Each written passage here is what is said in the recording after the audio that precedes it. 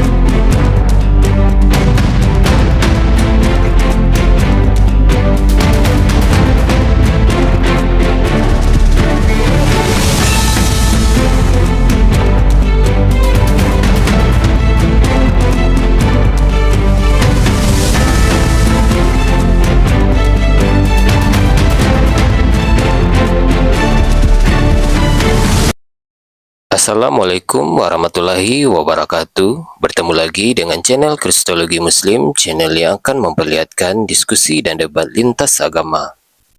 Pada kesempatan hari ini, semoga kita semua dalam keadaan sehat walafiat, selalu diberikan kesehatan, dan segala macam urusan dilapangkan, dipermudahkan, dan dilancarkan seperti apa yang diharapkan, dan juga diberikan segala kecukupan ekonomi, rezeki yang berlimpah yang tidak pernah habisnya dari Allah Subhanahu wa Ta'ala.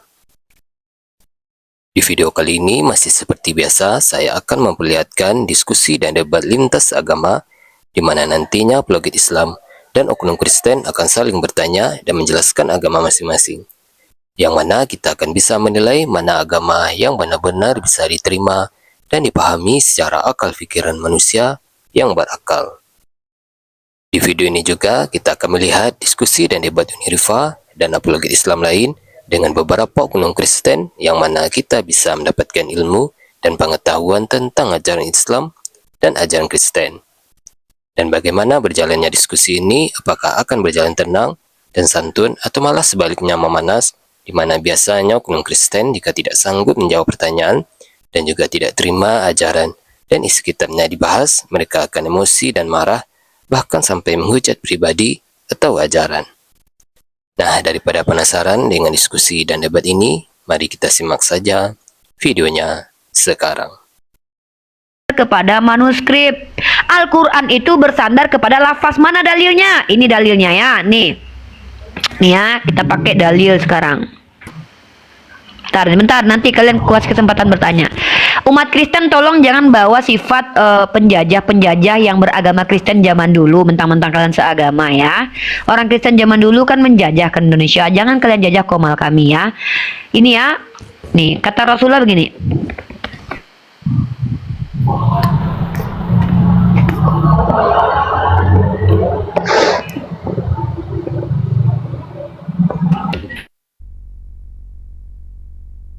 Ya. Ini loh dalil kita dapat ini dari Rasulullah ini. Nih. Ya, tema kita kitab suci teman-teman ya. Nih, saya akan kasih data lengkap satu ini teman-teman, satu PDF kalau perlu ini. Tema kita kitab suci. Nah, di sini kita akan bongkar. Alhamdulillah orang Kristen tadi saya harus menyadarkan dia perbedaan jomplang antara kitab kita dengan kitab mereka. Saya bahas tentang kitab suci. Hari ini kan saya bongkar apa yang menjadi perbedaan antara kita dan mereka. Mantap ini. Oke. Nah, mari kita lihat keterangan para ahli dulu tentang Bible ya. Kita baca keterangan para ahli dulu tentang Bible. Baru nanti kita minta keterangan para ahli tentang Al-Quran yang mereka bawa. Teman-teman, pertama, ini dari C. Van Neftrik dan B.J. Bolan dalam buku Dogmatika Masa Kini, BPK Jakarta, tahun 1967, halaman 298. Kita tidak usah malu-malu bahwa terdapat berbagai kekhilafan di dalam Alkitab. Kekhilafan-kekhilafan tentang angka-angka, perhitungan, tahun, dan fakta. Dan tak perlu kita pertanggungjawabkan kekhilafan-kekhilafan itu pada acaranya. Isi Alkitab telah disampaikan kepada kita, sehingga kita akan dapat berkata dalam naskah aslinya tentu tidak terdapat kesalahan-kesalahan. Nah, ini mereka itu kitabnya bersandarkan kepada naskah asli yang mereka tidak punya lagi. Dan mereka yakin naskah asli tidak salah, padahal mereka tidak bisa buktikan karena mereka tidak punya naskah asli. Begitu juga pendapat dari C. Mulder, pembimbing ke dalam Perjanjian Lama BPK Jakarta tahun 1963 halaman 205. Jadi, benarlah Daud yang pengarang Mazmur yang 73 jumlahnya, hal itu belum tentu. Sudah beberapa kali kitab suci menjumpai gejala bahasa orang Israel suka menggolongkan karangan-karangan. Nah, jelas ya, kitab mereka itu karangan-karangan, teman-teman. Menggolongkan karangan-karangan di bawah nama orang yang termasyur. Oleh karena itu, tentu tidak mustahil pengumpulan Mazmur-Mazmur itu atau orang-orang yang hidup lebih kemudian memakai nama Daud. Jadi penulis Mazmur itu belum tentu Daud, teman-teman, tapi didompleng bisa jadi. Walter Lamb, apa kata Walter Lamb di dalam tafsiran Kejadian halaman 58? Susunan semesta alam diuraikan dalam kitab Kejadian 1 tidak dapat dibenarkan lagi oleh ilmu pengetahuan modern. Lalu apalagi kata Walter Lamb? Ini bukan orang Islam yang bilang ya. Pandangan Kejadian 1 dan seluruh Alkitab tentang susunan semesta alam adalah berdasarkan ilmu kosmografi bangsa Babel. Pandangan itu sudah ketinggalan zaman. Ya, kitab kok bisa ketinggalan zaman. Lanjut. Menurut R. Sudarmo dalam buku Ikhtisar Dogmatika BPK Jakarta tahun 1965, halaman 47. Dengan pandangan bahwa kitab suci hanya catatan saja dari orang, diingat ya, dengan pandangan bahwa kitab suci hanya catatan saja dari orang. Jadi kita maklum, kawan kita Kristen tadi itu, dia memaksakan kita harus ada di dalam manuskrip bab bismillahnya, karena mereka tuh bersandar kepada karangan orang. Kalau kita kan berdasarkan hafalan, nanti aku kasih dalilnya ya. Maka diakui juga bahwa di dalam kitab suci mungkin sekali ada kesalahan. Oleh karena itu, kitab suci mungkin sekali ada oleh karena itu kitab suci dengan bentuk sekarang masih dapat diperbaiki. Kitab suci diperbaiki, teman-teman ya, diperbaiki.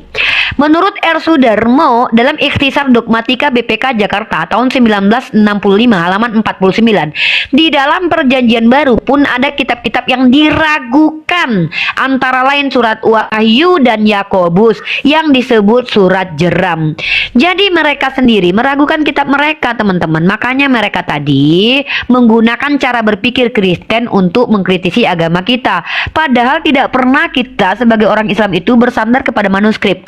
Seandainya tidak ada manuskrip top copy, tidak ada manuskrip San'a, tidak ada manuskrip Birmingham, Al-Quran itu dijaga dengan hafalan. Makanya kita itu Iqra. Dalilnya mana? Dalil pertama itu adalah Bismillahirrahmanirrahim. Iqra bismi rabbikal ladzi khalaq. Kata Allah, bacalah dengan menyebut nama Tuhanmu. Itu dalil adanya Bismillahirrahmanirrahim. Jadi si hantu belau Kristen tadi, dia tidak paham dalil terkuat menunjukkan Bismillahirrahmanirrahim itu adalah perintah Allah adalah Iqra bismi rabbikal ladzi khalaq. Ulang lagi, Iqra, bacalah. Jadi diawali membaca dengan Bismillahirrahmanirrahim. Kenapa? Karena perintah di Al-Qur'annya Iqra bismi rabbikal ladzi, ya, Iqra bacalah dengan menyebut nama Tuhanmu.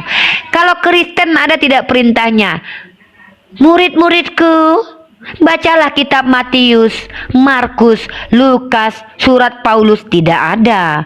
Karena teman-teman kita Kristen, kitabnya adalah campuran antara karangan manusia yang tidak jelas, anonimus, dan juga katanya konon perkataan Yesus. Konon katanya perkataan Yesus. Gitu ya. Seperti itu ya. Nah, jadi kalau kita bicara, saya maklum. Kan saya bilang, kalau yang mempermasalahkan Islam adalah orang Kristen awam, itu bukan masalah. Tapi kalau ada scholar yang mempermasalahkan, bahkan ada profesor, doktor mempermasalahkan Al-Quran pun harus kita tidak terima begitu saja. Cek dulu. Contoh kayak Munim Syiri. Kalian tahu Munim Syiri? Munim Syiri itu adalah orang yang berpolemik tentang kevalidan Al-Quran. Dan ternyata Munim Syiri itu juga tidak segan-segan berbohong, menipu. Ya, kenapa? Kalau orang yang gelarnya profesor itu tidak menutup kemungkinan dia bisa menipu. Gelar profesor itu adalah gelar yang tidak menghambat orang berbohong. Tapi kalau gelarnya Nabi, itu adalah gelar untuk orang yang sidik dan amanah dan fatomah. Maka tidak ada yang mampu menahan dirinya mengikuti dusta kecuali para al-anbiya. Siapa dia? Muhammad ibnu Abdullah sallallahu alaihi wasallam. Jadi kalau ingin membuktikan Nabi Muhammad sallallahu alaihi wasallam bukan nabi, buktikan dia pernah berdusta sekali saja.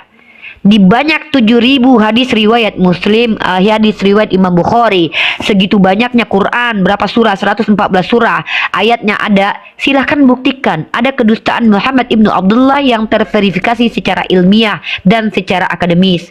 Baru kita bantah kenabian beliau.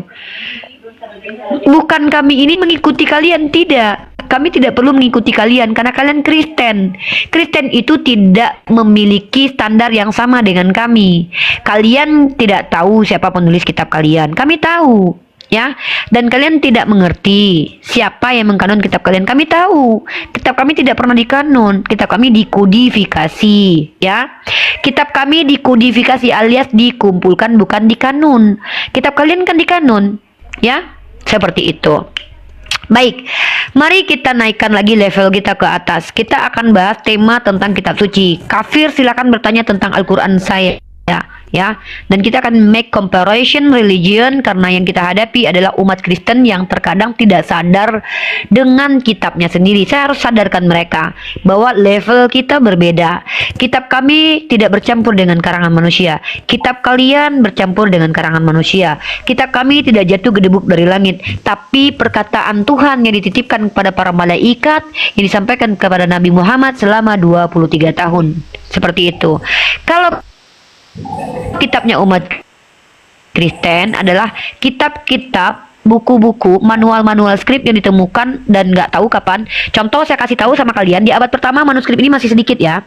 Ini kajian akademis teman-teman ya. Mohon yang tidak sanggup menghadapi kajian akademis ini keluar dari dari Komal karena berbahaya buat iman kalian. Saya tidak jamin iman kalian terselamatkan. Ini kajian dari Akhi Kamarudin, guru saya ya.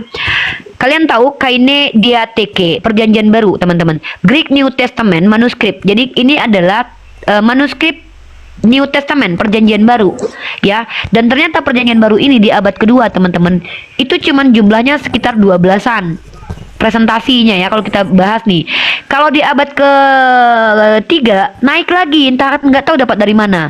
Di abad ke-4 naik lagi jumlahnya sampai di abad ke-10 sampai segini teman-teman, 967. Jadi kita nggak tahu datang dari mana ini, yang nulis siapa ini ya.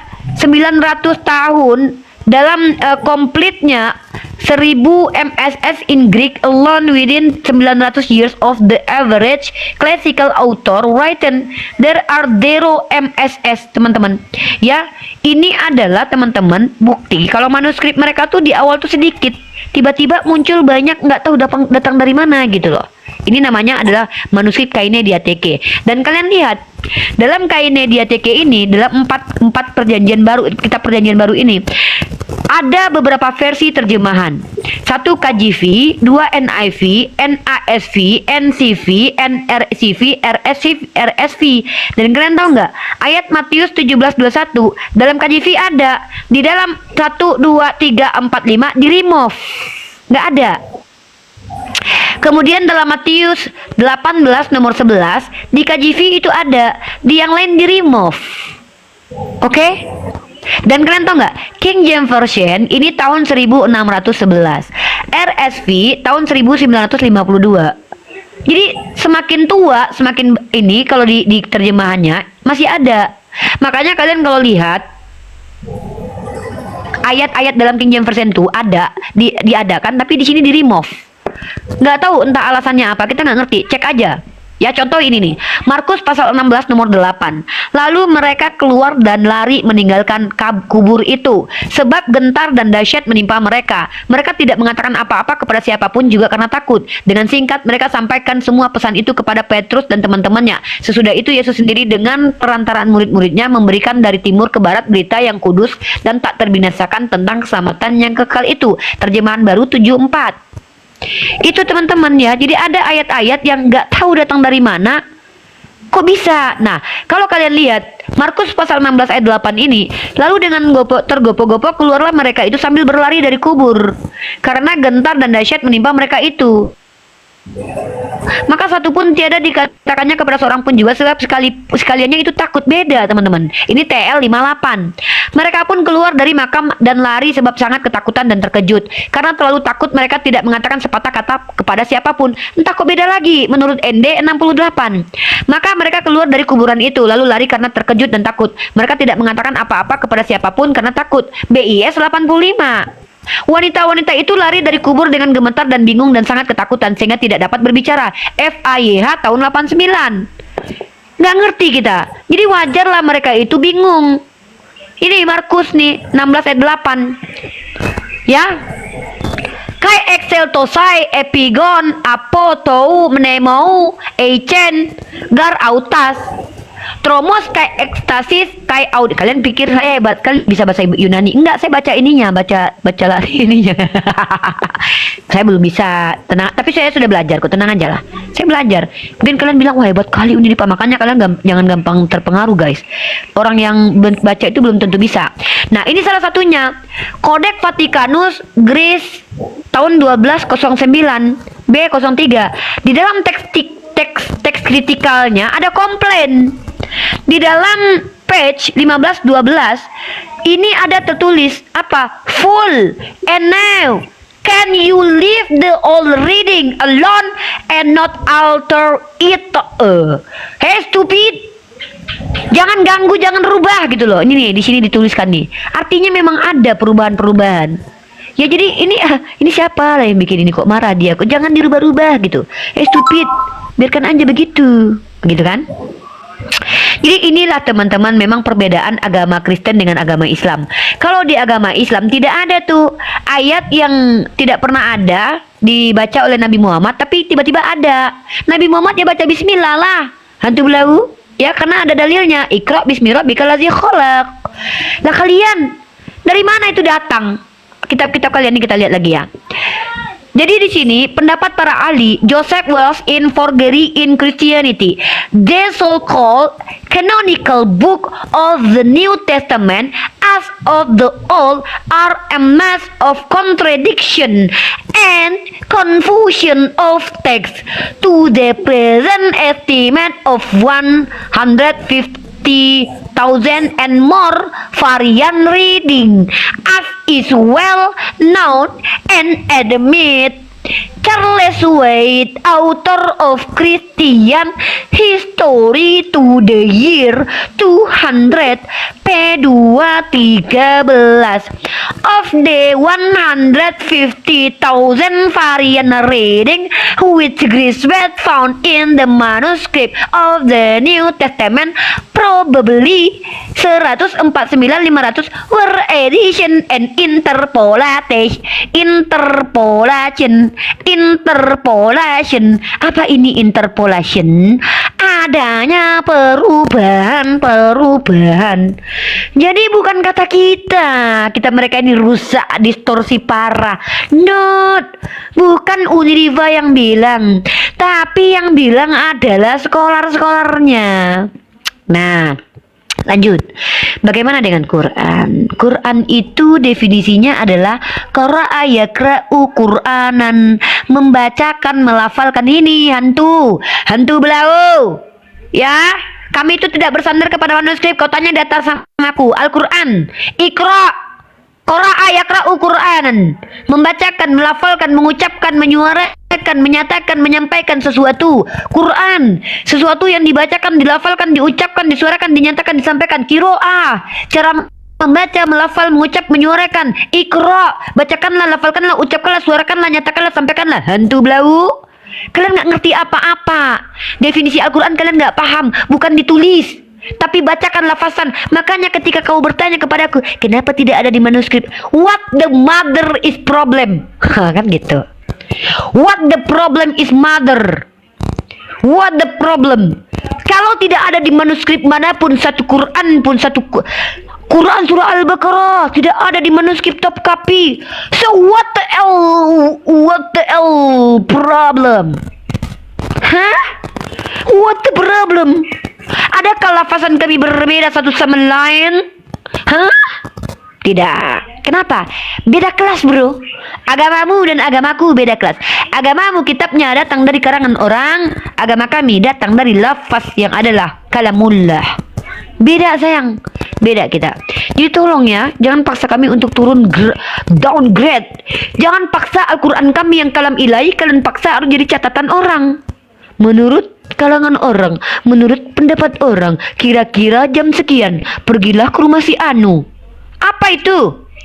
Ketika di kitab kalian tertulis menurut anggapan orang. Siapa orangnya? Nggak tahu, Pak. Gosip apa gibah? Nggak ngerti, Pak. Menurut anggapan orang, kira-kira jam sekian pergilah ke rumah si Anu. Tidak ada di Al-Quran begitu. Kok Tuhan pakai kira-kira? Nggak ada, bro. Perbedaan antara Islam dan Kristen secara validitas, transmisi kitab suci, parameter kitab suci, bainas sama wasumri, bainas sama wasumri, beda. Jauhnya seperti langit dan sumur. Al-Quran kami tak bercampur, bukan berangkat dari ditemukannya manuskrip lalu kami hafal. No. Al-Quran kami dihafalkan dulu. Manuskrip itu hanya bukti bahwa hafalan kami sejalan dengan yang tertulis. If you asking to me where the Bismillah and the manuscript, kenapa kalau tidak tertulis? So what the problem, bro? Ya dan adillah.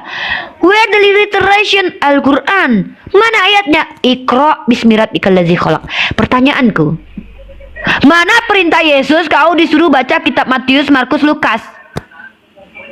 Ada nggak? Ada nggak? Tolong tunjukkan kalau Yesus pernah membaca Matius, Markus, Lukas, dan Yohanes. Ada nggak? Atau nggak usah deh, kan nggak mungkin Uni. Kan mereka mengarang Bible setelah Yesus naik ke surga. Oke. Tolong kau tunjukkan kepadaku bahwa ketika Yesus mengajar, para muridnya bernama Yohanes, Matius, Markus, Lukas itu mencatat setiap omongannya. Kalau tidak ada, berarti itu karangan kalian. Asumsi, your assumption. Maka ketika berhadapan dengan Uniriva si bunda gembala ini, Uniriva bunda gembala yang bikin takut para pendeta, gereja pun takut menghadapi bunda gembala menjawab pertanyaan Bunda Riva. Yo yo yo yo yo yo yo yo yo yo yo yo yo yo. Perbedaan Al-Quran dengan kitab kalian itu sama seperti langit dengan sumur. Al-Quran kitab suci, kalian kitab ciptaan dikarang manusia yang muncul baru belakangan. Rasa sayangnya ini bukanlah fitnah, ini kajian akademis dari colar kalian. Maaf, kami tidak diajarkan untuk memfitnah. Kami diajarkan untuk berkata benar, walaupun kami dihajar, walaupun kami ditimpa, walaupun kami dihakimi. Kata Allah, kata Rasulullah. Katakan dariku walau satu ayat. Berkatalah benar. Kalau kau tidak bisa berkata benar, maka silent please. Maaf saudaraku, kalian kesal lihat Bunda Gembala kalian? Karena Bunda Gembala tidak di ruang akademis, tidak di kampus, maka Bunda Gembala sambil pargoy. Karena ini di ruang TikTok. Ya, jadi Bunda Gembala mengedukasi sambil menghibur. Karena kan Bunda Gembala mengajari kalian di TikTok. TikTok ini kan tempat hiburan. Masa boleh Bunda kalian ini menghibur? Rasa sayangnya. Oten jangan ngamuk-ngamuk. Kitab kalian siapa yang tulis? Ya, tolong jawab. Kalau nggak bisa jawab, nangis aja. Jangan nangis lah, jangan nangis ya. Jadi saya lanjut kajian akademis kita ya. Kajian berusaha akademis. Saya nggak bisa bilang ini kajian akademis ya, karena harus ada validasi dari para ahli yang menyatakan kajian kalian akademis. Saya membawa sebuah PPT dan kajian ini bisa kalian cross cek ya. Baik, mari kita lihat saintifik dengan Al-Quran. Sains dibuktikan dengan riset ilmiah terkomputerisasi. Kalian silakan buka buku An Oral Formulaic Study of the Quran yang ditulis oleh Andrew J. Bannister. Ya, kita cross check dulu. Siapa sih Andrew J. Bannister ini ya? Coba teman-teman yang Islam jangan manja, jangan malas, belajar teman-teman ya. Ini ilmu, jarang-jarang kalian dapatkan ini. Aku pas lagi kadang-kadang aku lupa bawa kajian-kajian beginian ya, karena kadang-kadang tuh aku menghadapi pertanyaan-pertanyaan kopla oteng. Jadi habis waktu menjawab pertanyaan kopla mereka ya. Nih, kalian baca ini ya. Siapa Andrew J. Bannister ya? Ini dia. Dia membuat ini bukunya nih. Kalian beli buku ini dan kalian baca ya.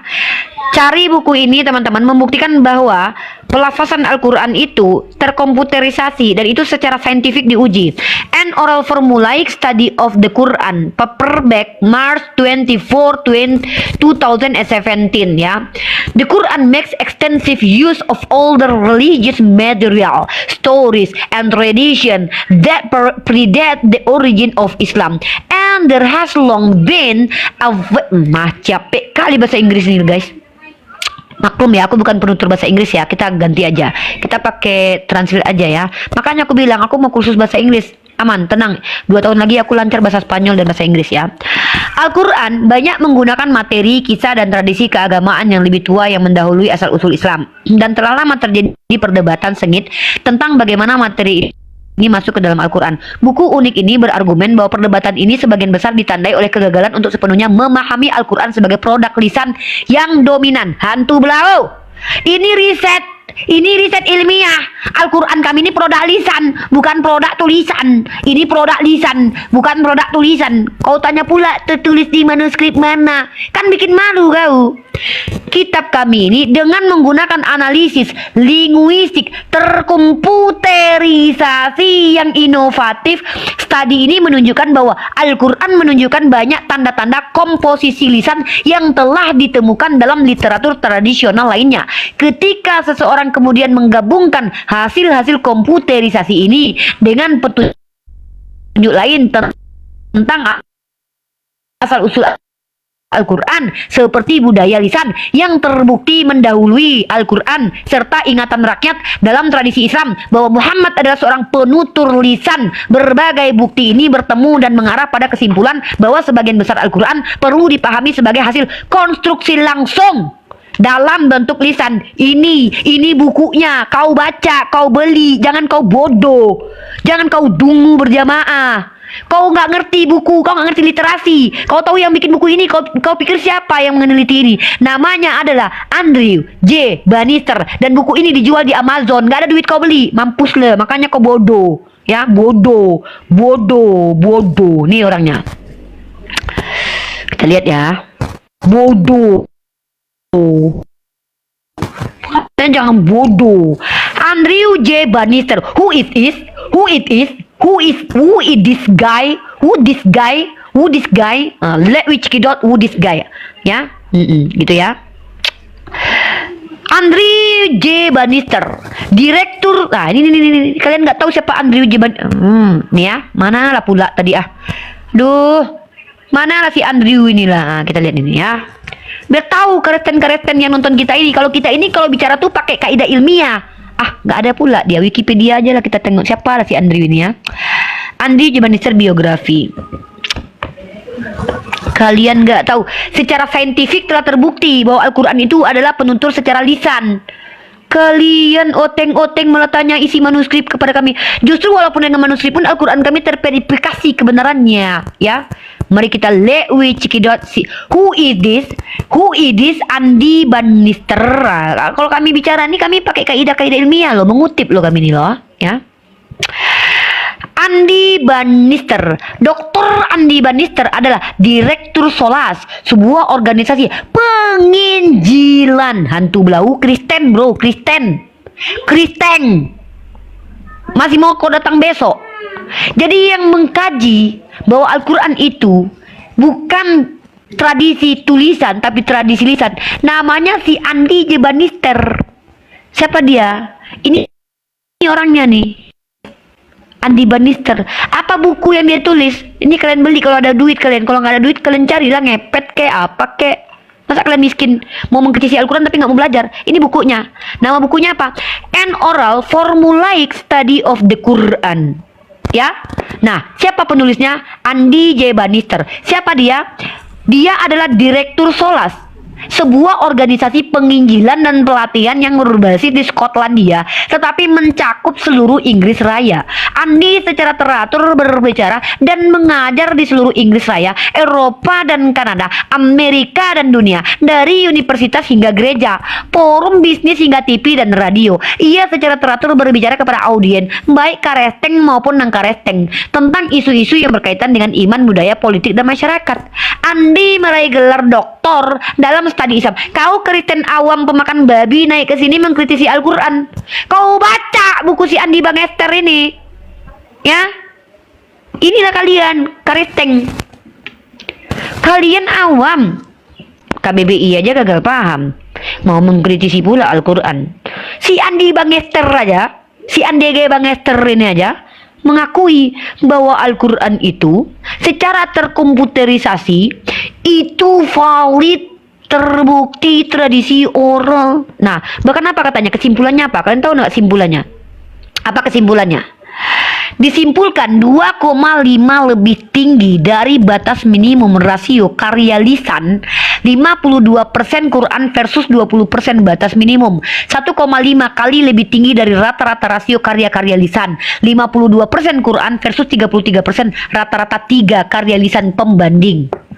Memang tinggi kualitas karya lisan Al-Quran dibandingkan karya-karya lisan lainnya. Nggak ngerti kau kan? Iyalah kau Kristen sih nggak mau belajar. Makanya Bunda Gembala ajarkan anak-anak Bunda yang Kristen ini, saudara, ya.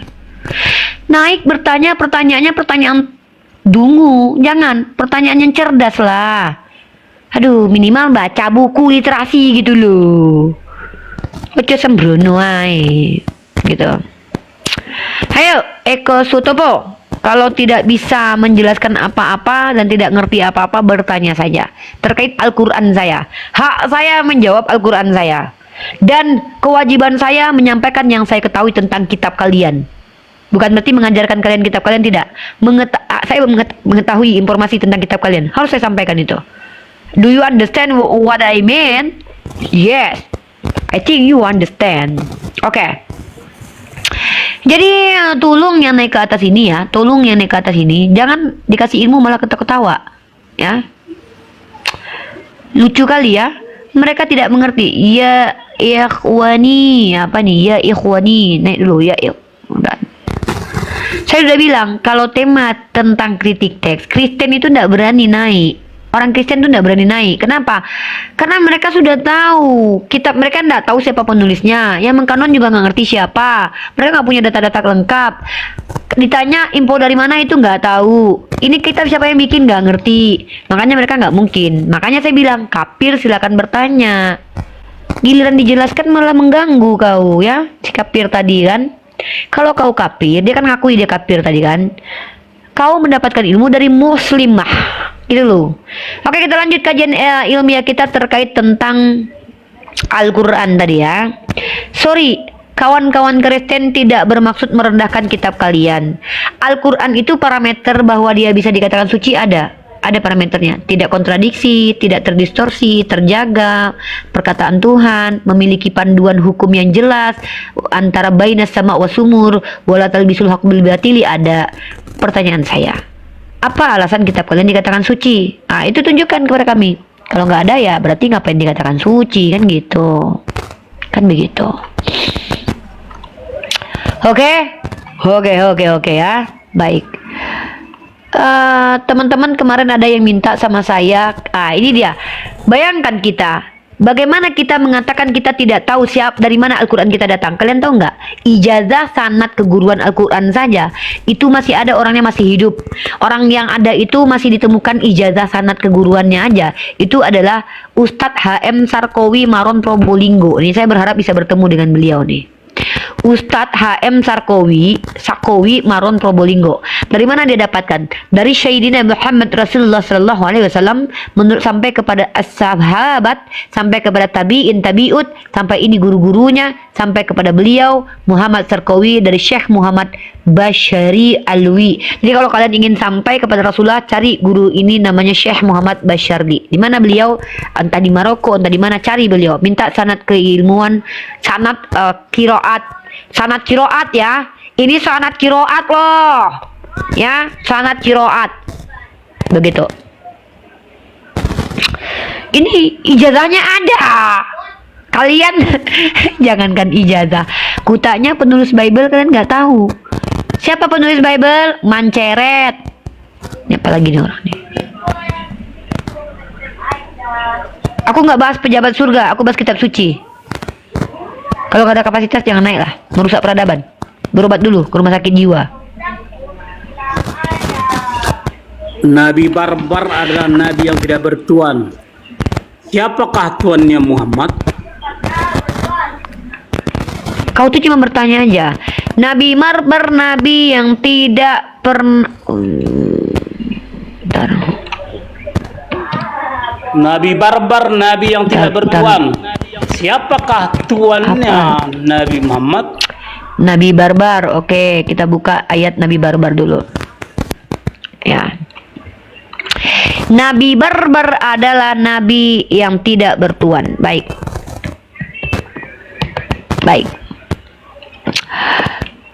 Saya ingin menunjukkan Nabi barbar dalam kitabnya Gumasa. Dalam 1 Samuel pasal 15 nomor 18, Tuhan telah menyuruh engkau pergi dengan pesan, pergilah tumpaslah orang-orang berdosa itu, yakni orang Amalek, berperanglah melawan mereka sampai engkau membinasakan mereka. Tuhan dan Nabi barbar.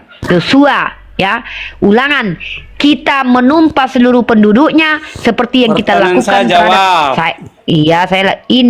saya mau tanya dulu.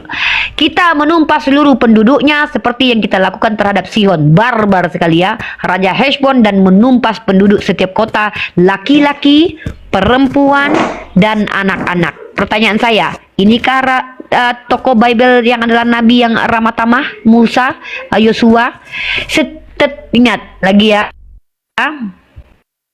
Perhatikan baik-baik.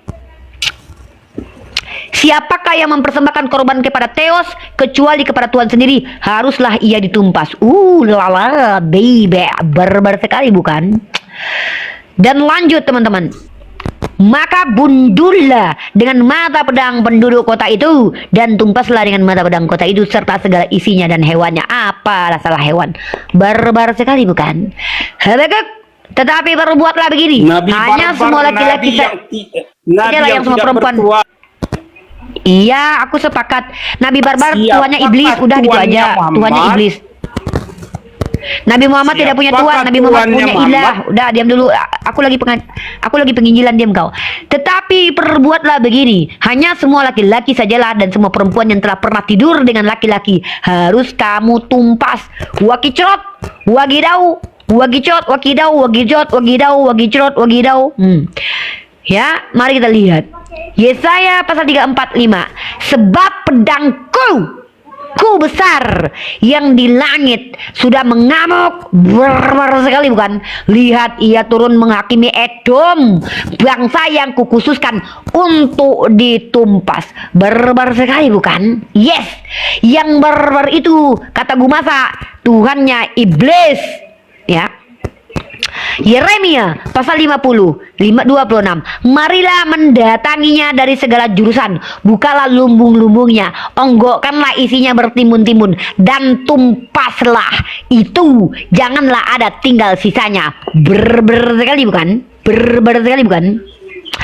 Yesaya pasal 37 nomor 11. Sesungguhnya engkau ini telah mendengar tentang yang dilakukan raja-raja Asyur kepada seluruh negeri, yakni bahwa mereka, oh ini ya Raja Asyur ya. Udah. Sekarang kita cari kata tumpaslah, habis itu bunuhlah ya. Bunuhlah. Bunuhlah. Di sini dikatakan jangan membunuh, tapi ternyata Tuhan yang melarang membunuh, malah menyuruh membunuh dan membunuh. Ya, apakah Tuhan memusnahkan umatnya seperti ia memusnahkan orang memusnahkan mereka, ataukah ia membunuh umatnya seperti membunuh orang yang membunuh mereka?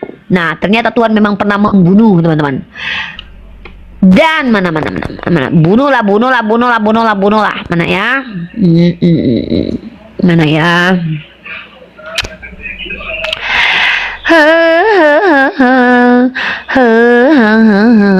Ini. Ulangan pasal 13 nomor 9. Tetapi bunuhlah dia, pertama-tama tanganmu sendirilah yang bergerak untuk membunuh dia, kemudian seluruh rakyat. Ini adalah orang yang mengajak orang lain menyembah kepada selain Tuhannya orang Karesteng. Ya, temang-temang. Ini ayat Ulangan pasal 13 nomor 9. Jadi Tuhan menyuruh membunuh. Ketika Tuhan jangan membunuh, tapi Tuhan bilang bunuhlah. Jangan membunuh, tapi Tuhan berkata bunuhlah. Ketika Tuhan berkata jangan membunuh, tapi ternyata Tuhan berkata bunuhlah. Pertanyaannya, dibunuh atau nggak dibunuh nih? Gimana ceritanya nih? Jawab. Nah, kan begitu. Gitu dong. Kalau mau bicara pakai data, jangan pakai kebencian, ya. Si Gumasa lagi. Apalagi Gumasa? Kanan saya tolong dijawab. Nabi barbar adalah nabi yang tidak berjunjungan. Siapa junjungan atau tuannya Muhammad? Oke, saya jawab ya. Nabi Muhammad SAW itu tidak memiliki junjungan, tapi dia memiliki ilah, sembahan. Namanya siapa? Allah. Begitu. Namanya siapa? Allah. Begitu ya.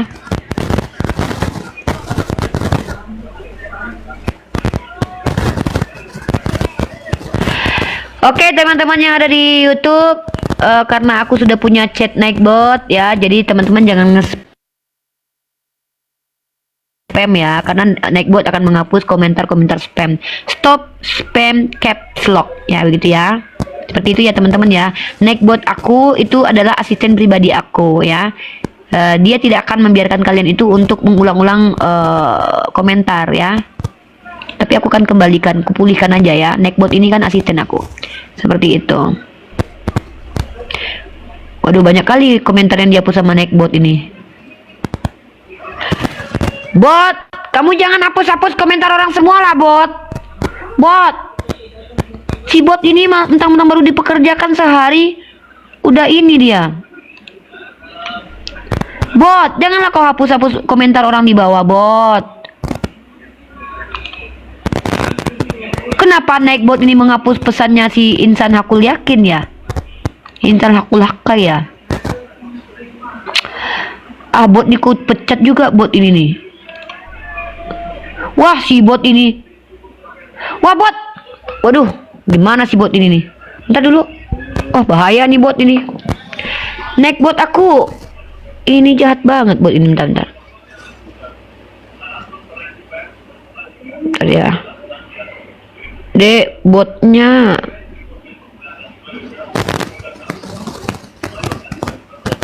setting lagi.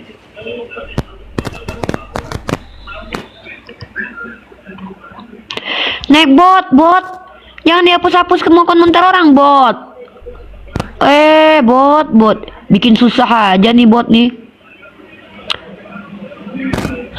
Stop spam emotes warning. Oh, dia nggak mau kalian bot ini.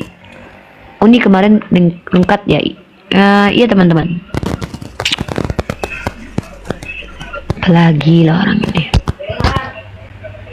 Kau bisa nggak sih jadi orang normal gitu gue masa ngomong berulang-ulang, aku nggak budek loh. Kan nggak kau Apalagi jawab, pertanyaanmu? kau jawab pertanyaanku. Aku udah jawab. Nabi Muhammad nggak punya tuan, dia adalah tuan daripada Tuhanmu, ya adalah Yesus, Pantas karena dia Nabi- adalah penghulu para barbar. nabi. Nggak ada junjungannya. Ya nabiku kenapa harus Wajar. ada junjungan? Dia punya ilah, dia punya tuan. Lah memangnya Allah Bapa kau punya junjungan? Sorry, Allah Bapa. Tuhan kau Yesus punya junjungan? Wah, Tuhannya punya junjungan guys. Sorry lah, Tuhan kau menjunjung. Ternyata Tuhannya yang adalah nabi punya junjungan kata dia. Ada-ada aja sih. Ditanya Tuhannya malah mencret dia, diam dia. Nabiku ngapain punya junjungan? Nabiku tuh punya ilah.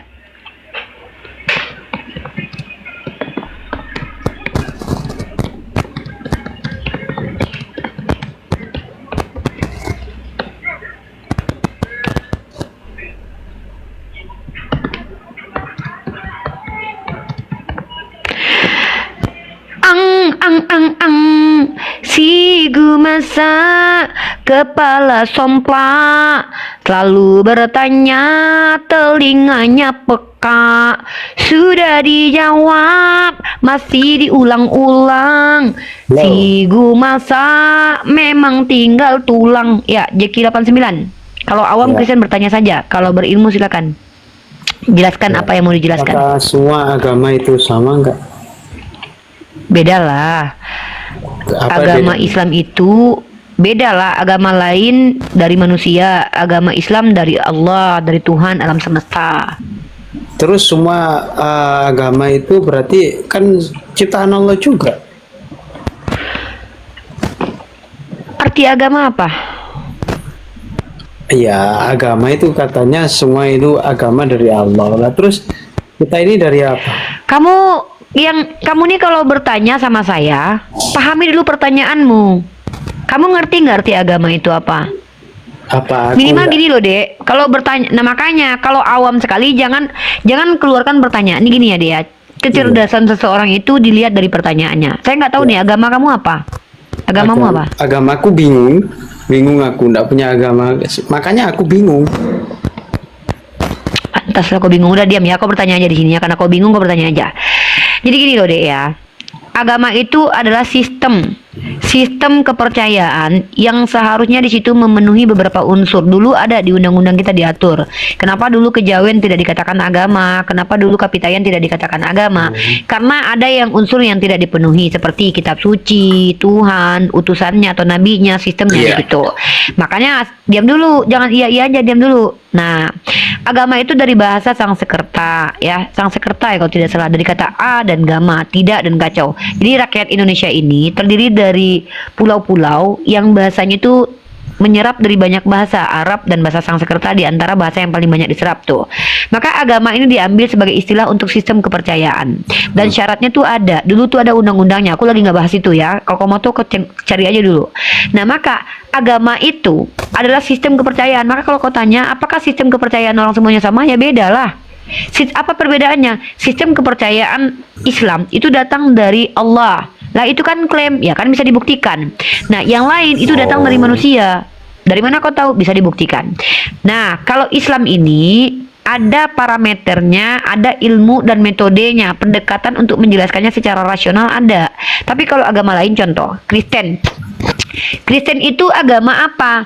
Agama yang didatang dari Paulus. Kenapa? Kristen pertama kali disebut Kristen itu di Antioquia. Kalau Islam itu dari Allah, mana dalilnya? Inna dinna indallahil Islam. Al-Quran yang mengatakan, Allah yang berfirman. Tapi kalau Kristen, pertama kali Kristen itu muncul di Antioquia dalam kisah para rasul di tangan Paulus dan Barnabas. Bukan dari Yesus.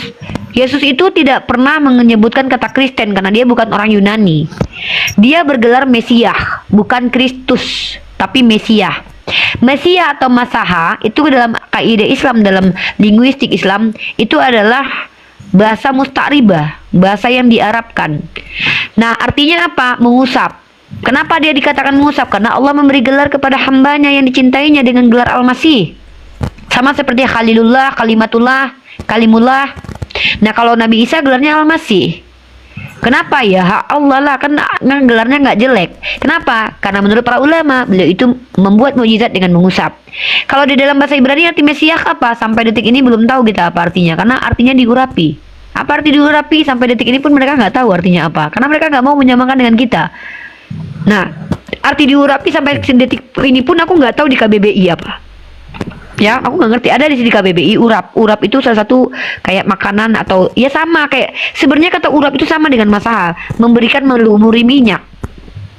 Nah, tapi secara kekristenan aku nggak tahu arti diurapi apa. Nah, lalu kau tanya sama aku, agama ini sama semua? Beda, aku bilang. Lu kau bilang kan semua datang dari Allah. Siapa yang bilang Kristen datang dari Allah? Siapa yang bilang Hindu datang dari Allah? Dari mana kamu dapat itu? Nah, makanya saya bilang, mending bertanya saja, jangan membuat. Kalau kamu mengkritisi jawaban saya, minimal kamu ngerti dulu. Paham dulu dengan jawaban saya, paham dulu gitu loh. Ya, gitu loh, Dek. Makasih masukannya, Kak ya. Ya, mending bertanya aja. Kalau mending kamu tuh bertanya, apa definisi ini itu lebih berkualitas loh. Biar saya bantu kamu. Soalnya aku kan nggak tahu Ya. bingung ini mau nganut yang agama yang mana ini. Makanya ya sekarang gini deh, kebutuhanmu untuk agama itu untuk apa? Apa pentingnya agama bagimu? Ya untuk apa ya? Kayak mana ya? Aku bilang ini susah aku. Saya tanya, apa pentingnya agama buat kamu? Pentingnya agama ya untuk tujuan hidup kalau aku sih. Apa? Pentingnya agama Tujuan untuk tujuan hidup. Tujuan hidupmu buat apa? Kita ini kamu kan lagi bingung nih, saya bantu kamu biar nggak bingung ya. Gini, kalau saya Iya. ditanya apa gunanya agama, Rifa? Saya akan jawab begini. Agama bagi saya adalah sebuah parameter untuk saya bisa bertindak mana benar dan salah menurut Tuhan. Itu bagi saya penting tuh. Ya. Kenapa penting bagi kamu, Rifa? Karena saya percaya bahwa Tuhan itu ada, maka saya ingin hidup sebagaimana Tuhan mau, yang Tuhan kehendaki. Dari mana kamu tahu mana satu sistem yang betul datang dari Tuhan? Ya Islam. Loh kok gitu? Apakah karena kamu Islam dari lahir? Bukan. Karena saya bisa membuktikan kebenaran Islam adalah sistem yang betul-betul datang dari Tuhan, yang relevan untuk kehidupan sepanjang masa, tidak menentang akal, tidak menzolimi diri sendiri, tidak merugikan orang lain. Tapi kalau ditanya, kenapa kamu tidak jadi Kristen? Oh, saya nggak bisa. Kenapa? Pertama, tidak jelas. Kok kamu bilang gitu? Kristen kenapa saya bilang tidak jelas? Penulis kitabnya nggak jelas. Yang mengkanon kitabnya nggak jelas. Definisi Tritunggal juga nggak jelas. Saya sampai detik ini belum memahami Tritunggal itu kayak mana. Tuhannya juga nggak jelas. Kenapa? Mikana bilang Yesus adalah Bapa, Agatha bilang Yesus adalah anak. Jadi nggak jelas. Saya tidak mau bingung kayak kamu. Kamu kalau masuk Kristen udah bingung tambah bingung lagi. Karena bingung nanti mau gereja mana, Katolik atau Protestan. Nah kalau Islam, tunggu bentar. Saya bilang ini karena saya berpengalaman di sini. Kalau Islam tidak ada kebingungan. Contoh, kitabnya ada berapa? Cuman satu. Namanya apa? Al-Quran. Jumlah surahnya berapa? Di seluruh dunia dan alam semesta ini tidak ada yang berbeda jumlah surah. Tidak ada. Tidak ada yang berbeda. Kalau kamu masuk Kristen, masuk Katolik 72 kitab, masuk Protestan 66 kitab, masuk Ortodok 80-an kitabnya. Nah, kemudian tentang Tuhan. Siapa Tuhannya umat Islam? Allah. Di Kristen, siapa Tuhannya umat Kristen? Bapa. Yesus, ya Tuhan. Roh Kudus, ya Tuhan. Sang sumber siapa? Bapa. Pencipta siapa? Bapa. Terus Yesus juga sama. Menceret kamu nanti. Nah, ditanya lagi, nabinya gimana? Nabinya jelas standarisasinya apa? Nabinya Islam itu punya 4 sifat wajib. Sifat wajibnya apa? Amanah, fatonah, tasdik, sidik. Nabinya Kristen gimana karakternya? Ngambil bini orang, bersundal dengan perempuan jalang, menipu. Gitu. Loh kok bisa begitu? Ya ada di kitabnya kok. Kan nabi-nabinya Nabi Israel yang digambarkan sebagai orang-orang yang banyak berdosa, yang cuma benar cuma Tuhannya aja yang benar, yang lain nggak ada yang benar. Gimana kita mau percaya kepada nabi-nabi dari Israel yang kata orang Kristen nggak ada yang benar satupun, nggak ada yang bisa dipercaya. Orang yang dipilih Tuhan aja itu nggak bisa dipercaya. Yakub contoh dipilih Tuhan, penipu menurut mereka. Daud dipilih Tuhan, ngambil bini orang. Gimana mau percaya kepada literasi yang datang dari orang yang katanya dipilih Tuhan tapi penipu, penjahat, penzina? Nah kalau nabi-nabinya umat Islam sifatnya tuh wajib 4. Nabi Ibrahim alaihi salam, bahkan ketika beliau berbohong pun bohongnya bukan untuk merugikan orang lain. Itulah kenapa beliau di yaumul hisab tidak mampu memberikan syafaat. Beliau berkata nafsi nafsi. Nabi Musa alaihi salam, para nabi itu tidak ada yang pendusta, maksum, terjaga. Baru kita bisa percaya sama omongannya. Orangnya kredibel, akhlaknya mulia, nggak ngambil bini orang, nggak tidurin menantu. Yehuda tidur sama Tamar, tapi Yehuda nenek moyang Tuhan. Masa informasi agama dari Yehuda? Yehuda itu meniduri Tamar, pergi ke tempat prostitusi, ingin skidi papap hoba-hoba on the sky, malah yang ditiduri menantu. Nabi Muhammad dituduh meniduri menantu, kan kurang ajar. Padahal Nabi Muhammad menikahi mantan istri anak angkat. Itulah bedanya kita. Nabi Muhammad tidak pernah berbohong. Paulus, kalau karena dustaku kemuliaan Tuhan semakin melimpah, kenapa aku harus dihakimi sebagai orang berdosa? Yesus pernah berkata kepada orang yang mati di tiang salib, hari ini juga kau bersamaku di Firdaus. Toto dia mati kala maut. Jadi berbeda bro. Nah kau yang bingung ini adikku, sekarang kau tentukanlah, kau pengen agama yang jelas atau agama yang tidak jelas. Gitu. Kenapa kau Unifa kurang ajar kali? Kristen dikatakan agama gak jelas loh. Bukan kata saya, kata orang Kristen sendiri. Coba tanya sama agama mereka. yang jelas. Ya Islam lah. Tapi maaf, Islam itu untuk orang berakal aja. Nah, kalau kamu ingin jadi orang Islam, kamu harus berakal dulu. Kalau kamu berakal, insya Allah kamu akan masuk Islam sendiri ya. Gitu. Kalau kamu berakal, maka kamu akan memilih Islam. Tanpa saya beritakan kepadamu Islam, kamu akan pilih Islam. Kalau kamu berakal loh ya. Kalau berakal, kan saya belum tahu kamu berakal. Ingat loh dek, punya otak belum tentu berakal loh ya. Ingat, udang itu punya otak, ayam itu punya otak, tapi nggak ada akal. Maka ada yang namanya makhluk. Jadi kalian harus tahu, dalam ranah filsafat, manusia ini adalah menurut dulu ada salah satu filsuf, dia bernama Plato. Dia mengatakan bahwa manusia itu adalah hewan yang tidak berbulu berkaki dua. Lalu disindir oleh salah satu filsuf yang hidupnya bersahaja, siapa namanya aku lupa. Dia cukur itu ayam, dia lemparkan ke Plato kalau tidak salah ya. Ya, kalau nggak salah Plato. Terus dia bilang ini berarti manusia nih, maka ditambahi manusia adalah hewan berkaki dua yang berkuku datar. Nah, tapi beda sekarang. Yang membedakan manusia itu sebenarnya dengan hewan itu ada dua sebenarnya, hati nurani dan akal, bukan otak dan hati loh. Hewan punya otak dan hati. Pernah makan otak ayam? Iya. Pernah makan hati ayam? Iya. Nah, hati ayam punya nurani nggak? Ya, of course. Of course? Apa of course? Hati ayam kok punya nurani?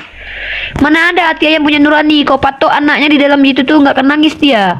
Tidak ada empati dan nurani. Itu namanya daya fungsi hati itu adalah berempati. Makanya orang-orang yang tidak punya empati disebut dengan psikopat. Orang psikopat itu orang yang punya hati, yang hatinya itu sudah memiliki kualitas empatinya hilang.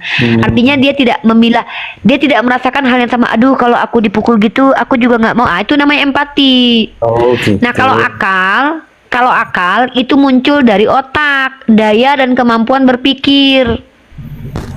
Gitu loh. Paham nggak? Iya iya iya. Gitu. Sekarang udah kamu bertanya saja sama saya. Karena gini, pertanyaan dasar aja karena kamu masih bingung. Jadi tidak semua manusia itu punya akal, tapi Gimana tidak cara semua untuk masuk Islam aja Kak? apa? Cara masuk Islam itu Caranya kamu untuk pertama masuk adalah punya Islam. akal dulu. Kamu harus bisa bedakan Tuhan dan manusia dulu. Ya udah bisa bedakan itu manusia, itu hewan. Ya, kamu jelasin sama saya dulu, nanti saya revisi nanti. Apa yang dimaksud dengan manusia, apa yang dimaksud dengan Tuhan. Jangan saya dengar ini.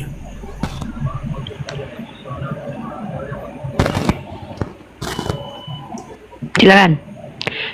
Boleh kamu searching lah di Google, nggak apa-apa.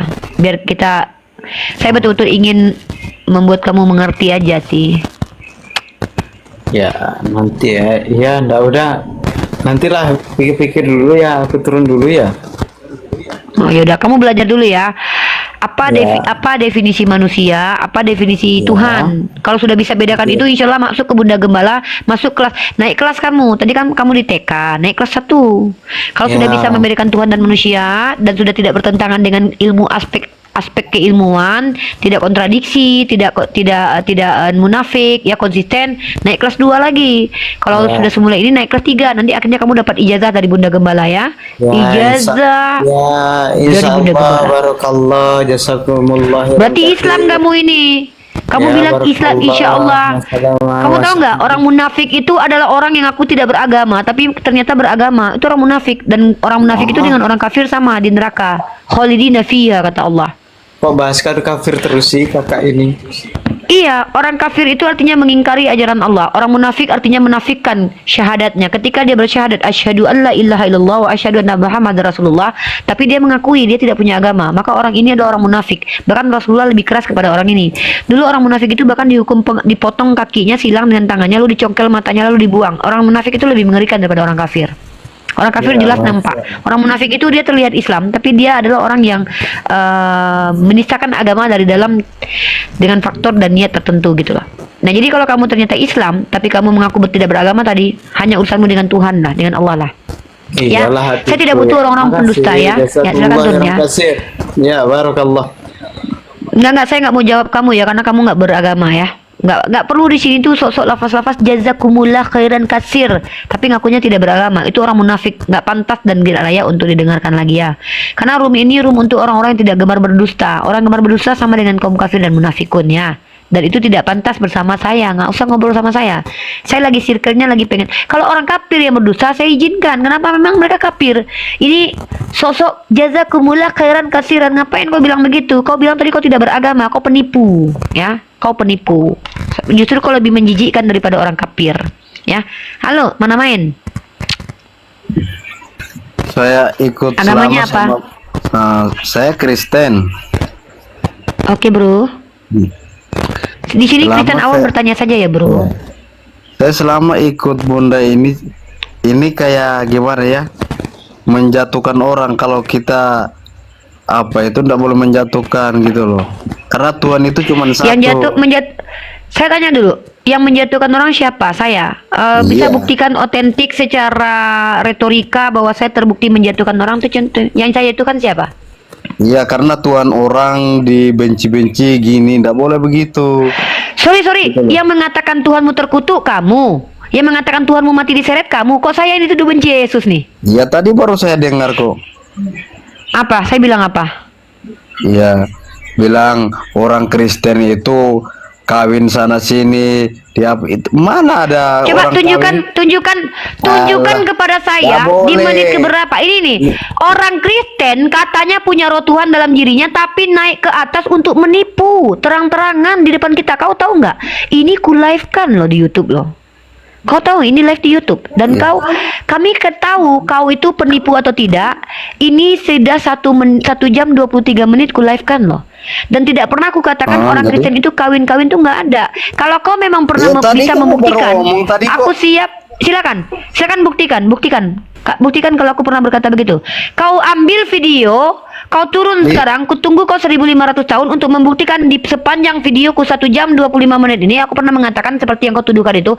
Jangan kau sama seperti nenek moyangmu Katolik dulu yang menuduh orang waktu inkuisisi tanpa ada bukti orang langsung dibunuh. Jangan kayak gitu kau. Jangan kau tahu nggak? Bersaksi dusta di agama kau itu dilarang loh. Dengan kau bilang aku tadi mengatakan orang Kristen begini, kau sama dengan saksi dusta lo itu loh. Itu namanya kau Iya, menuduh tanpa katanya bukti loh. orang Kristen Itu itu mau memfitnah loh. kawin di mana, mau berapa. Nah, apa tadi kamu sudah Kau bilang? tunjukkan bukti. Kau tunjukkan buktinya. Ayo, aku dengarkan suaraku lagi videonya. Kapan? Di menit keberapa aku Ya, bilang tadi- begitu? tadi kan saya Jangan baru berdusta ikut kau. live-mu itu. Kau orang Kristen. Gitu Justru dengan begini kau membuktikan kalau perkataanku benar. Kalau perkataanku nggak kayak gitu tadi aku bilang. Kristen itu tidak jelas. Apanya tidak jelas? Penulis kitabnya tidak jelas. Trinitas itu tidak jelas cara memahaminya karena bertentangan sampai sekarang dengan orang yang lain.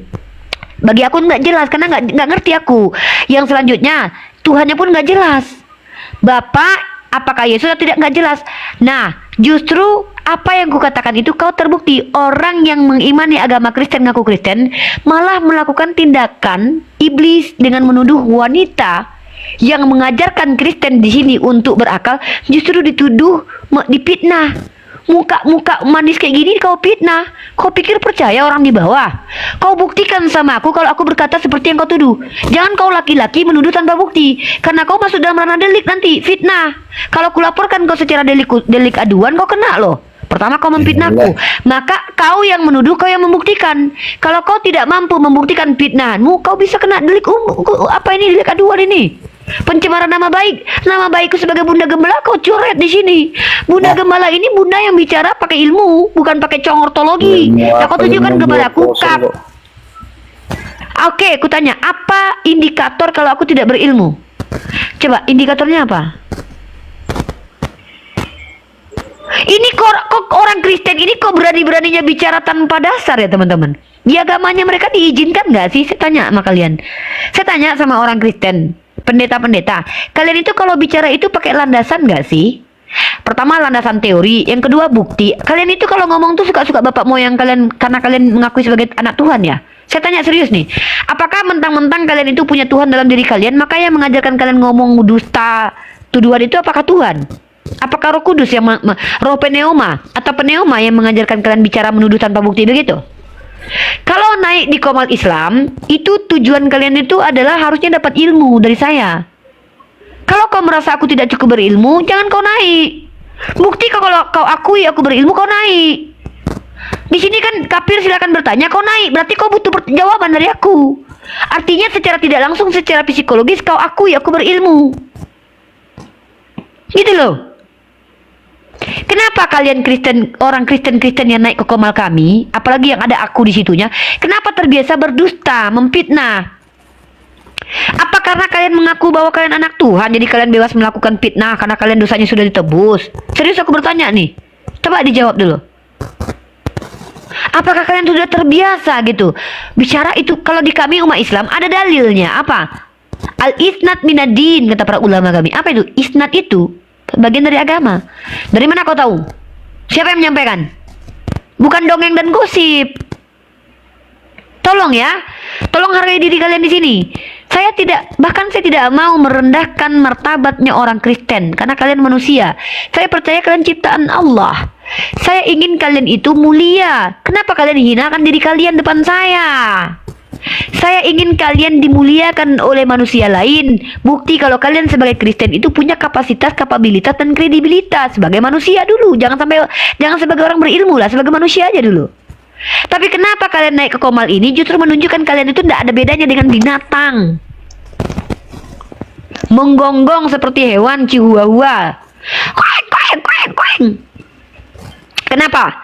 Kami ingin memuliakan kalian sebagai manusia dengan memberikan tempat kepada kalian. Silakan bertanya saudaraku tentang agama kami. Kalau berilmu silakan jelaskan. Tapi kenapa kalian menghewankan diri kalian? Apa karena kalian digelari anak domba sehingga esensi kalian ke atas betul-betul sama seperti domba, tidak mendengarkan ketika orang bicara, menggonggong dan membebek seenaknya? Apakah begitu? Ini Bunda Gembala loh. Gelar Bunda Gembala ini datang dari Al-Quran. Mana dalilnya? Barang siapa yang menyeru kepada kaum kafir, maka dia sama saja berbicara dengan hewan ternak. Saya ini Bunda Gembala, iyo lio iyo iyo iyo iyo, mengajarkan dengan cinta, dengan kasih sayang, apa yang kau anggap kurang lagi. Ayo silakan Pak Abdullah. Assalamualaikum warahmatullahi wabarakatuh. Ini Abdullah, ini namanya Islam nih. Waalaikumsalam. Bapak agamanya Islam, ha? Waalaikumsalam warahmatullahi wabarakatuh. Maaf, saya bunda saya Muslim, saya dari Jampat Papua, ya, saya turun ya. Oke, siap. Iya, Bunda. Siap Bang ya, memang harus saya tuh harus di ini kan Bang, harus agak dijauhi Bang. Soalnya deket-deket sama saya pas lagi fighting dengan orang-orang kafir itu nanti kesenggol, cedau nanti ya. Jadi teman-teman muslim yang naik ke atas itu sama seumpama kalian naik ke ring tinju. Ini Uniriva lagi tinju nih sama kaum kafir nih. Jedor, kalian naik. Kalian takutnya nanti kesenggol, kita tersinggung, nangis, kan nggak enak kita ya, begitu. Tapi nggak apa-apa. Terima kasih sudah bergabung bersama kita. Semoga Allah merahmati antum. Saya ini Bunda Gembala, Lio Lio, oh iyo, inilah tugas saya mengembala domba, apa yang kau anggap kurang lagi. Saya sudah tunjukkan Islam jalan kebenaran dengan bukti-bukti konkret, bukan agama yang terjepit. Kok jepit? Inilah agama Islam, jalan kebenaran. Kalau kalian punya akal, silakan naik syahadat. Rasa sayangi, rasa sayangi, mari naik ke atas. Bunda kasih ilmu Bunda. Rasa sayangi, rasa sayangi. Kalau kalian kafir, sini Bunda berikan ilmunya. Masa kalian jadi kafir, hidup di dunia menderita, matinya masuk neraka. Itu pula kawan sama Lina Wijaya. Rasa sayangi, rasa sayang. Nah indah kalau ada yang kasih topi kayak gitu ya teman-teman. Aku kayak si Arya aja ya. Arya kan kalau dikasih topi dia langsung gitu. Kalau aku nggak dikasih topi dia langsung gitu ya, langsung ya. Kalau nggak ang ya. Rasa sayangi, rasa sayangi, lihat dari jauh, rasa sayang. Garang tolol lagu. Ini aku hibur kalian yang dikejar-kejar pinjol, yang dikejar laki orang, dikejar janda birahi. Mari naik sini kalian, silakan bertanya. Aku dapat topi, aku langsung gila. Rasa sayangi, rasa sayangi, bersama Bunda Gembala, asik untuk bertanya. Orang kafir silakan naik, silakan bertanya saja, jangan banyak cerita, nanti aku pentung palanya. Hatiku astagfirullah. Oke. Mari kita memuaskan birahi. Kok gitu? Jangan memuaskan birahi ya. Mari kita memuaskan birahi. Suamiku tidak di rumah. Itu Amsal 7:18. Ayat kitab sucinya saudara kita Kristen. Jangan dihujat, jangan dihina. Bagi mereka itu firman Tuhan. Bagi kita itu memang agak ada ayatnya. Rasa sayangi, rasa sayang. Lihat dari jauh, rasa sayangi. Ini dia Bunda Gembala, kerjanya menjawab saja. Tapi kalian kalau menghujat, mulut kalian aku lipat. Rebel. Rasa sayangi, rasa sayang. Lihat dari jauh, rasa sayang. Udah aku ganti, jangan lah. Kalau misalnya aku itu aku langsung Lio gitu ya. Jangan capek pas lagi nyanyi ini. Lio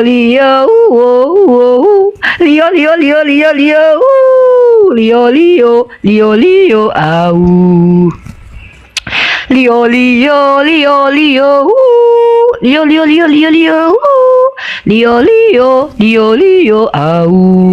Mari sini anak bunda, bunda hanya ingin ditanya tentang agama bunda. Jangan sok-sok menjelaskan, nanti kalau kalian ditanya, nanti kalian keluar ingus, keluar berseleperan, karena pasti kalian tak mampu. Bunda ini bukan sok tahu, tapi bunda ada sedikit ilmu, karena bunda memang belajar, makanya bisa mengajar. Rasa sayangnya, rasa sayangnya, gitu ya. Udahlah, capek. Kita naikkan dulu lah orang-orang ini ya. Rasa sayang, gara-gara aku bilang pakai topi terpaksa aku kayak gitu. Halo Kakak Duki, udahlah nggak usah kasih topi, capek aku. Kakak Duki 04. Selamat malam Bunda. Malam, mana bunda? Agamanya apa bro? Assalamualaikum. Saya agama Katolik. Oh, alaikum.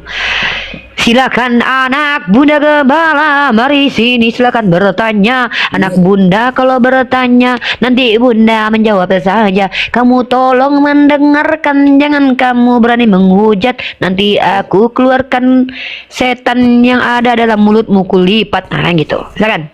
Oke, saya Terima kasih Bang Bakecot. Makasih yang udah kasih topi ya. Kafir silakan bertanya ya. Iya, itu judulnya. Oh, judul live termasuk ya kafir. Ya, ini Iya. mau bertanya gini Bunda. Kalau di agama Muslim itu Isa Al-Masih itu sebagai nabi itu benarnya?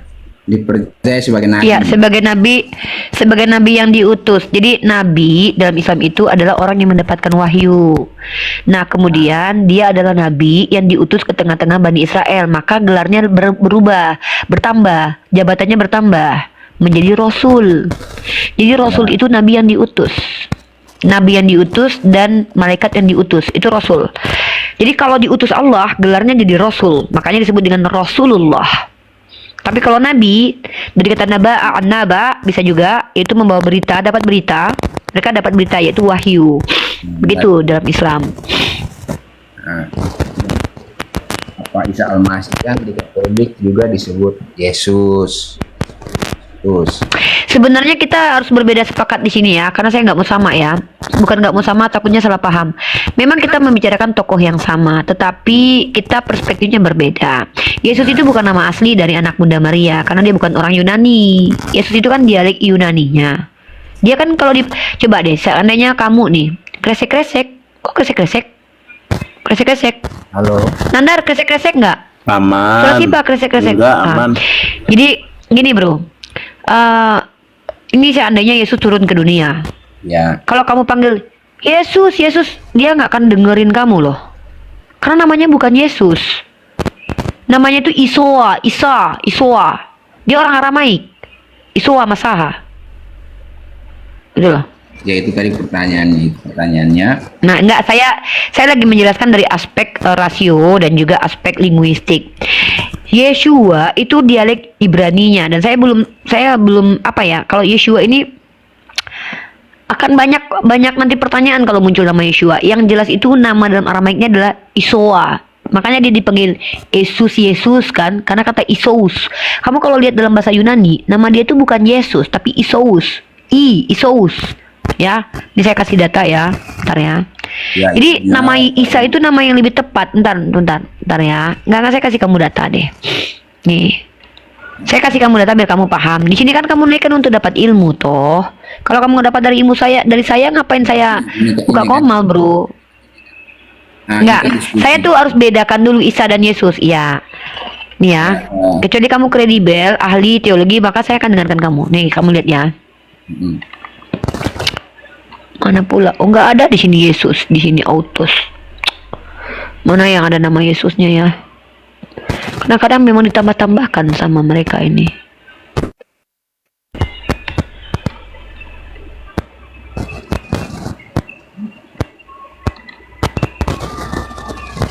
Bentar ya. Ini apa nih? Ini. Sabar Nandar.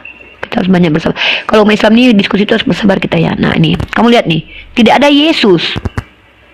Pelafasannya di Yesus itu di Indonesia, di Amerika Jesus. Namanya kok kresek-kresek katanya Nandar. Halo. Kok kresek-kresek katanya? Coba gua. Sebentar dulu. Gua dengar dulu di YouTube. Gak ada yang kresek. Nggak, nih orang di bawah nih lo bilang kresek.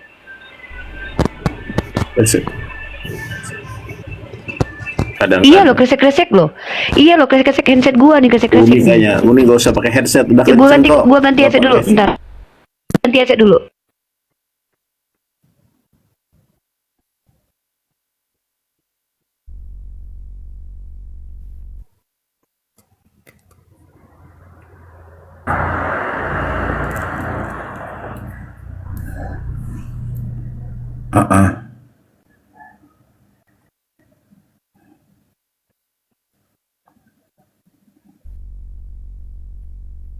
Tes kresek-kresek nggak guys? Teman-teman, tes.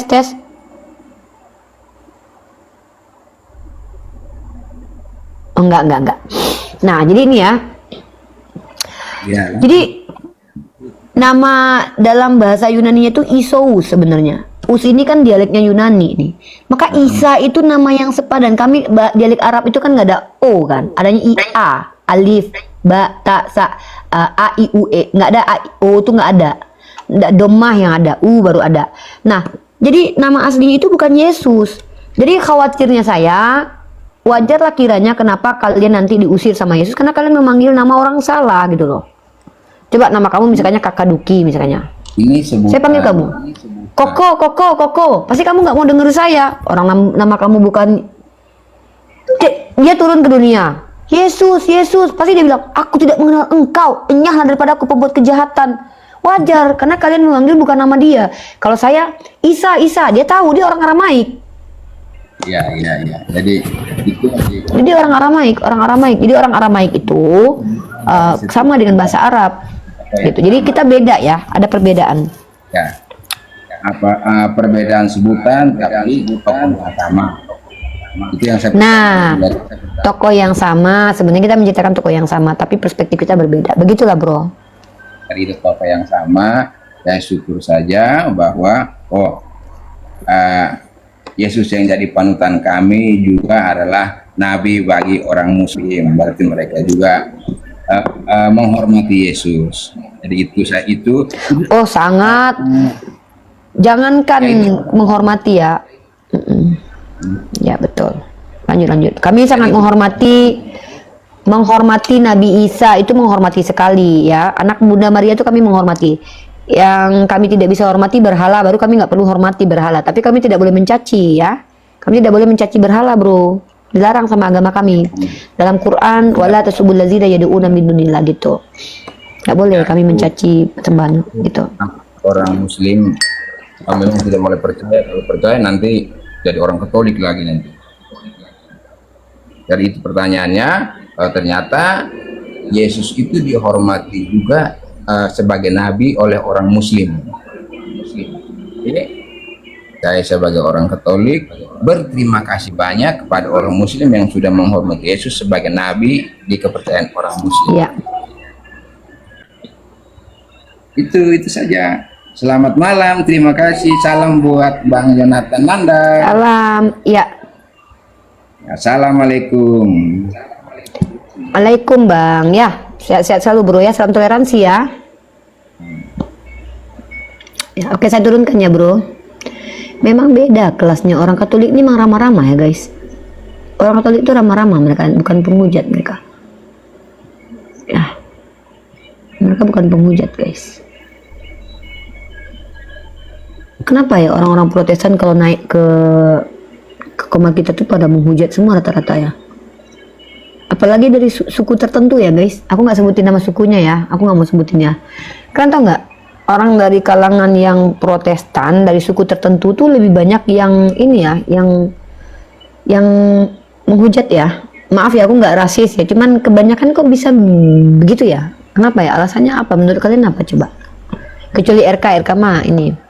Jangan bawa suku. Kita bilang aja, jangan disebutin nama sukunya, guys. Nggak boleh. Tapi kebanyakan tuh kok bisa gitu. Aku cuma bertanya ada apa ya? Kok bisa dari mereka itu lebih banyak naik ke komat kita terus ngehujat gitu loh. Kenapa ya? Shh, nggak boleh ah. Kalian yang typing rasis di sini aku nyanyiin lagu loh nanti. Hatiku gembira, Lina buka celana, merasakan daun muda, padahal dia so tua. Beta pun bicara, mengapa itu ngana, doyana buka celana, dapan berondong muda. Lina Wijaya, penginjil Kristen, ngakunya murtadin, dia ngaku penginjil, padahal jual lendir, pakai ayat-ayat. Salam Uni, boleh saya minta nomor rekening sekedar ingin berinfak, saya salah satu penggemar Uni. Aku jawab dulu.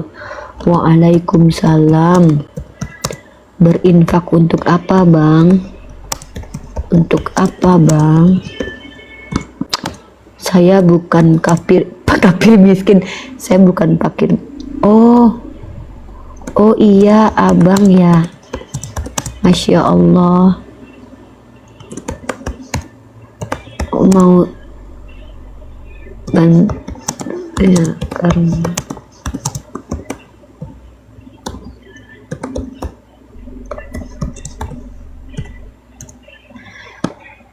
iya Allah subhanallah, aku dicek sama netizen, Masya Allah, beliau bertanya gini, boleh nggak saya berinfak? Tapi infaknya harus jelas ya teman-teman.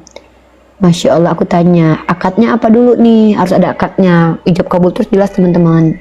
Akadnya adalah beliau mensupport aku, karena aku gitu, itulah intinya. Kalian nggak perlu tahu, kalian nggak perlu tahu. Nanti kalian tahu, kalian gibahi aku lagi. Aku nggak percaya. Pokoknya kalian nggak boleh tahu ya. Apa alasan beliau mensupport aku dalam finansial itu, kalian nggak perlu tahu. Cukup dia aja yang tahu.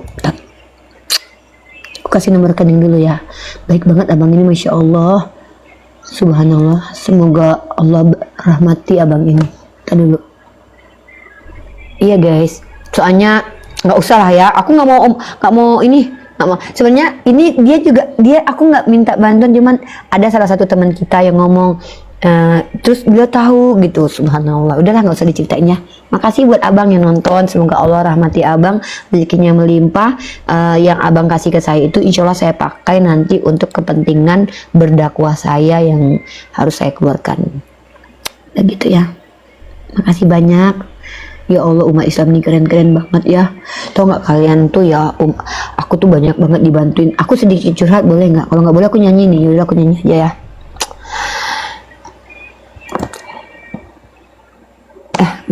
Dituruti,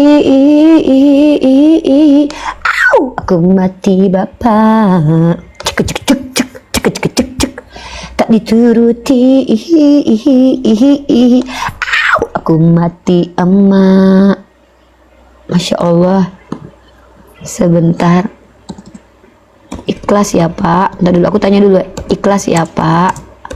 Saya pakai untuk keperluan saya.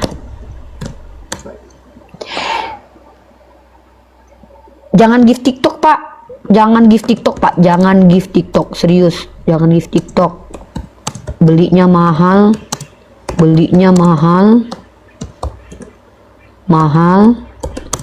potongannya besar, rugi Pak, rugi. TF aja, TF Uni langsung to the point. Dituruti,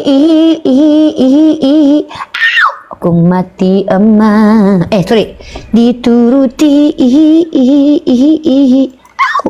aku mati bapak. Tak dituruti, aku mati anak. Anaknya mati, bapak nggak masalah. Bapaknya mati, anak bermasalah. enggak mungkin bapaknya mati. Tapi kalau anak mati itu enggak apa-apa. Saya akhiri diskusi dan debat para apologet Islam yang telah memberikan kita ilmu dan pengetahuan tentang ajaran Islam dan ajaran Kristen. Semoga ilmu yang kita dapat dari diskusi dan debat ini dapat membentengi kita dari pemutatan yang mana pada saat sekarang banyaknya misionaris-misionaris mencari muslim yang awam untuk dimurtadkan. Saya akhiri video ini. Terima kasih kepada saudara-saudari muslim semua yang telah mengikuti diskusi ini sampai habis. Sampai ketemu lagi dan nantikan video-video diskusi dan debat apologet Islam selanjutnya. Assalamualaikum warahmatullahi wabarakatuh.